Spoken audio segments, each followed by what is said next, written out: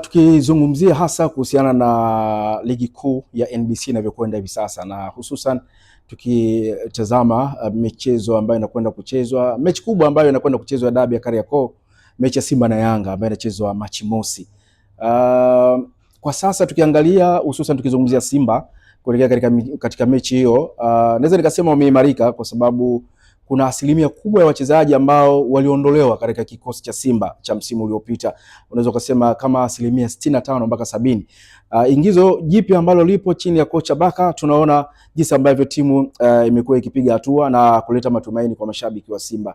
Michezo ambayo wamekuwa wakicheza na aina ya mchezo, lakini pia wachezaji ambao wamewaingiza katika dirisha dogo wamekuwa na matumaini makubwa sana. Naweza nikasema ni miongoni mwa vitu ambavyo wana Simba hawakutarajia kabisa kufikia hadi hivi sasa, kuona kikosi cha Simba kinaimarika kuelekea katika mchezo wa dabi.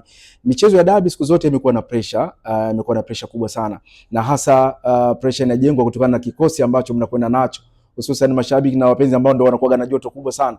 Lakini mpaka hivi sasa bado kama wiki mbili, unaona mashabiki wa Simba wamekuwa na matumaini makubwa katika mechi hiyo ambayo itachezwa katika uwanja wa Amani pale Zanzibar. Ni miongoni mwa mechi muhimu sana, mechi ambazo wakati mwingine zinaamua ubingwa wa ligi kuu, sababu title contenders naweza nikasema, ama race ya ubingwa wa ligi kuu ya Tanzania ni zaidi ya timu 3 ama 4, lakini hususan kwa Simba na Yanga wenyewe wamekuwa ni kula na doto pacha hawa katika kuwania ubingwa. Kwa hiyo nafikiri ni wakati mzuri kwa wana Simba sasa kuweza kusupport timu yao, kujitokeza vile vile kutokana na kile ambacho wamepitia. Wamecheza finali ya kombe la shirikisho. Wachezaji waliocheza finali ya kombe la shirikisho unaweza kuhesabu ni wachezaji 3 ambao wako mpaka sasa kwenye kikosi ambacho kinaanza. Kwa hiyo ni mafanikio makubwa kwa Simba ndani ya muda mfupi kuweza kuona kikosi chao kinaimarika kuelekea katika mechi hiyo kubwa ya dabi ya Kariakoo. Naam, Simba kupoteza dabi 6 mfululizo. Kwao kunawapa pressure zaidi kuingia kwenye mchezo huu.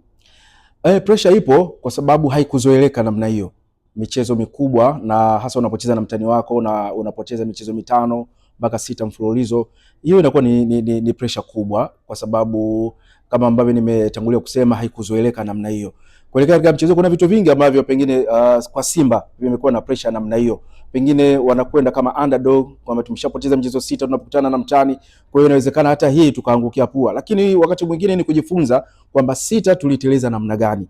Kwa hiyo tuingie katika mechi hii kuweza kufuta ule uteja wa michezo 6 ambayo tumekutana, kuweza kuweka tena ukurasa mpya wa kufanya vizuri katika mechi hizo kubwa. Pressure kama hiyo haikosekani, lazima itakuwepo kwa Simba. Na mechi iliyopita ilikuwa gumzo kubwa, ilikuwa ni Elie Mpanzu na Yanga wakamdhibiti vizuri.